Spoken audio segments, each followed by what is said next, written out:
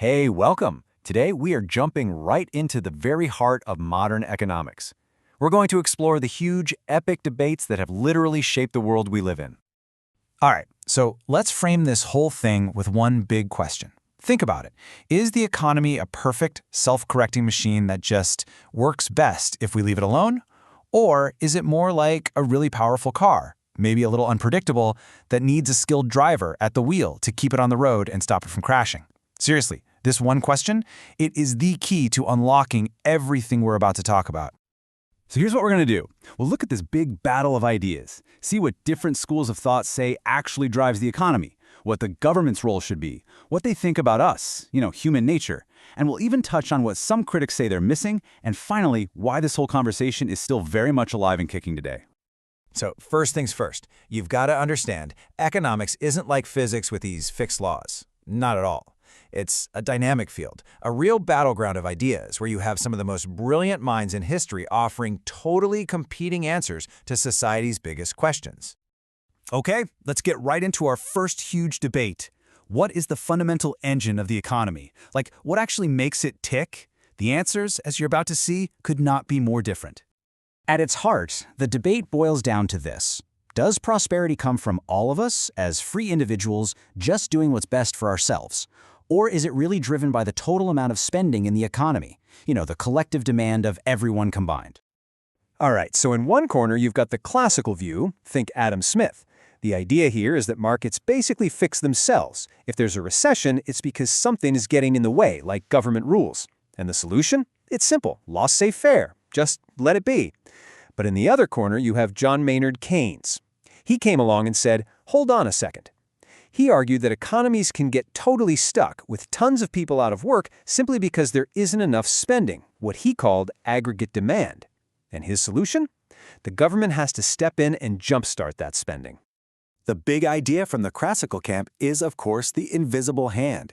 This is such a cool concept. It's the idea that when you, me, and everybody else just pursues our own self-interest, trying to get the best price, make a profit, whatever, we somehow, unintentionally, create the best possible outcome for everyone. It's as if an unseen force is guiding the whole thing. No central planner needed. Now, on the Keynesian side, the really powerful idea is something called the multiplier effect. It's all about ripples in a pond. Here's how it works. Say the government spends $1 billion on a new bridge. That money doesn't just disappear, right? It goes to workers, it goes to suppliers. And what do? They spend it. That spending then becomes income for grocery store owners, car salesmen, and so on. And they spend it too. The crazy part is that initial $1 billion can end up creating way, way more than $1 billion in total economic buzz. Well, that brings us perfectly to our second big debate, which is all about the government. So, should it be a neutral referee, just making sure everyone plays by the rules? Or should it be an active player on the field, trying to guide the game? And this leads to another huge clash of ideas. What's the best thing the government can do? Is it just setting predictable, steady rules for our money? Or should it be actively creating incentives to get businesses to produce more, like cutting taxes and slashing regulations? Okay, so you've got monetarism, and Milton Friedman is the big name here. For him, the number one problem is a jumpy, unpredictable money supply. That's what causes all the instability. The fix? The central bank needs to follow a simple, fixed rule for growing the money supply. That keeps inflation in check. Then you have supply-side economics. They look at the economy and say, nope, the problem isn't money, it's all the roadblocks to production. Things like high taxes and way too much red tape. Their solution is pretty direct. Cut taxes, deregulate everything, and just unleash the power of business. The absolute core of monetarism is something called the quantity theory of money. It's actually a pretty straightforward but really powerful idea. It says that in the long run, if you double the amount of money floating around in an economy, you're going to double the prices. It's almost a law of nature for them. So the takeaway is crystal clear. If you want to control inflation, you absolutely have to control the money supply. And for the supply-siders, a really famous idea is the Laffer curve. It's a bit counterintuitive, which is why it's so interesting. It basically shows this weird relationship between tax rates and how much money the government actually collects. Think about it. At a 0% tax rate, the government gets, well, zero. But, and this is the key part, at a 100% tax rate, they also get zero. Because why would anyone bother to work? So the theory goes that if taxes are already super high, lowering them could spark so much new economic activity that the government actually ends up collecting more revenue. It's a pretty radical idea. All right, so for our third debate, we're going to zoom in.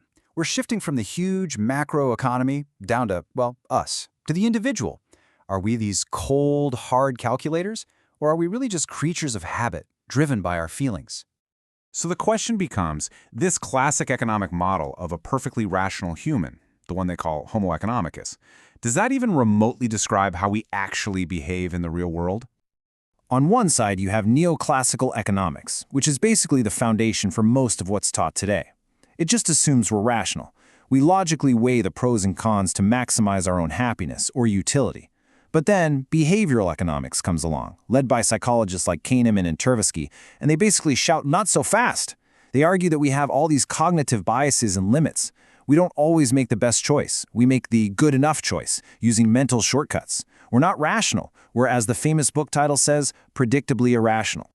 To model how these rational people are supposed to interact, the neoclassical world has these cool tools, like the Nash equilibrium from game theory. It's a super powerful way to think about strategy. It describes a situation where everyone is making their best possible move, based on what they think everyone else is going to do.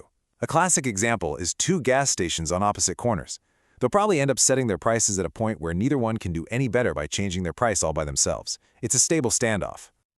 But on the other hand, a huge finding from behavioral economics is loss aversion. And this one, you'll feel this one in your gut. It's the simple fact that the pain of losing something, say $100, feels about twice as strong as the pleasure of gaining that same $100. This one psychological quirk explains so much about our behavior, from why we hang on to losing stocks way too long to why we just tend to stick with what we know.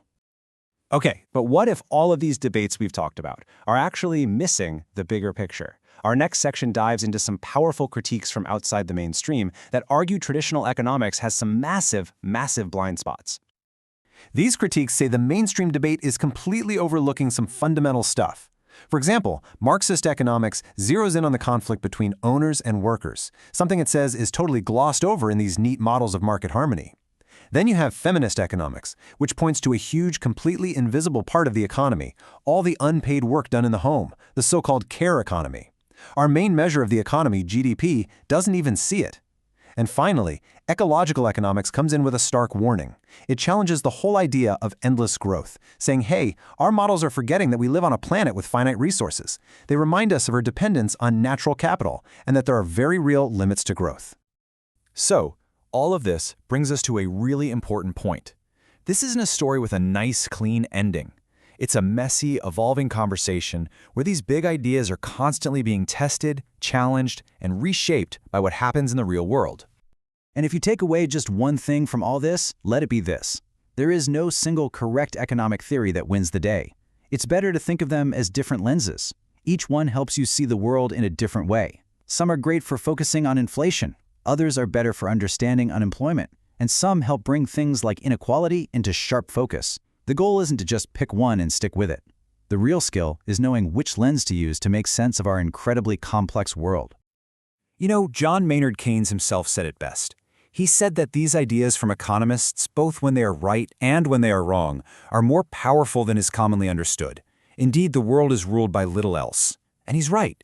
These ideas shape the policies that touch every part of our lives, our jobs, our savings, our whole society. In a very real way, they rule the world. So I'm going to leave you with a question to chew on as you go about your day, as you look at the news, the economy, and even your own life.